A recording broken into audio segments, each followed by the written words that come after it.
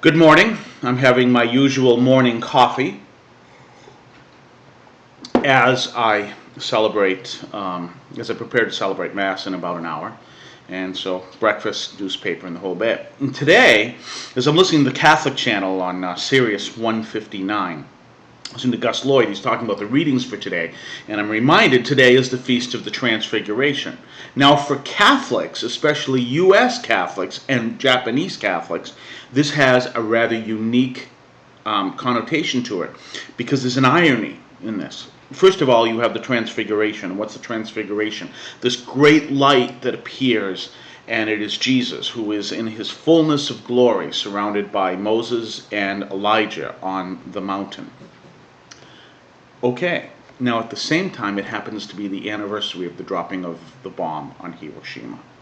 And what's interesting for Catholics is Hiroshima was the Catholic part of Japan. Japan, for the most part, is very Buddhist, but Hiroshima was the Catholic part of Japan. And if you've ever seen pictures of monuments to the peace monuments and everything else, because of the bomb in Hiroshima, you're going to see a building that's like a skeletal building. It's just the only thing left of it is basically the very basic structure that was there, and there's this dome that's part of the building. Well, that building was the cathedral in Hiroshima.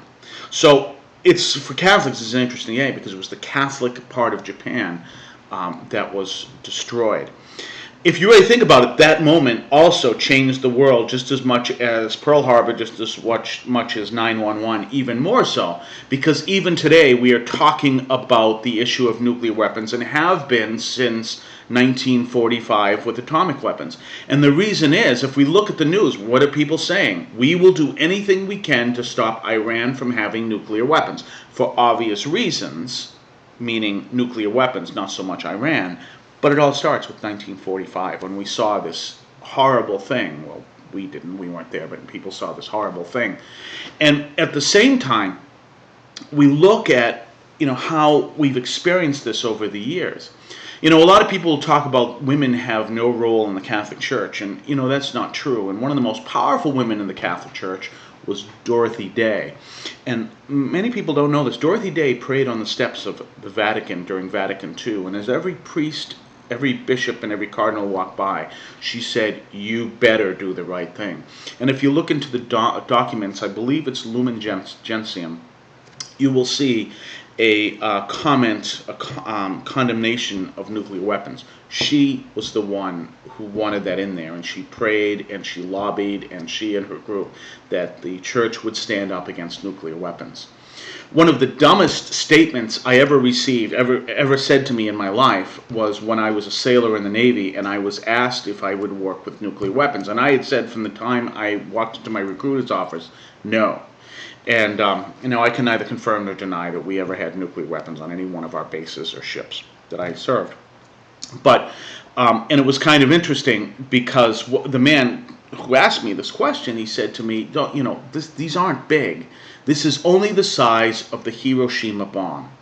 And I was shocked when he said this. And I looked at him and I said, "Sir, that killed 100,000 people in 4 seconds. No." And I never did have any connection from that point or before with nuclear weapons. So when we look at that, we can see that issue of, how fascinating it is. We have the Transfiguration, the great power of God, but then we have the opposite, this great destructive power of humanity. And to this day, we live in a time where we live in fear of ever seeing again what happened at Hiroshima and, strangely enough, 3 days later in Nagasaki. By the way, in Rhode Island, I believe it's August 9th, which is the feast of the bomb on Nagasaki, is VJ Day. It's a holiday, and it's victory over Japan. I remember this waitress when I was down in Rhode Island recently, and she said, it's kind of a silly idea because what we're saying, celebrating the day we dropped the bomb, if we think about it.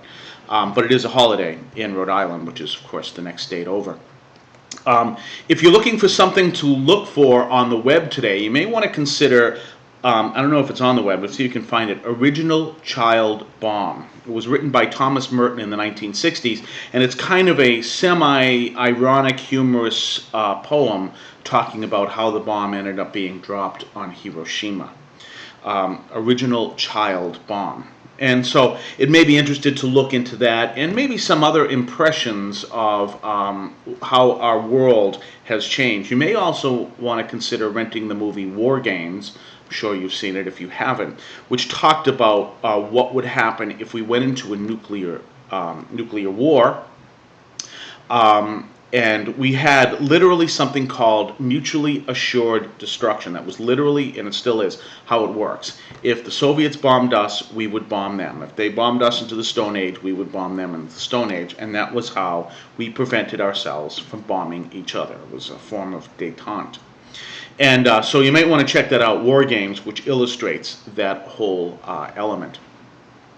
Anyway, today, happy Feast of Transfiguration, and also a day to remember the victims of what the Japanese call their Holocaust, the dropping of the bomb on Hiroshima, and later on Nagasaki. Have a good day.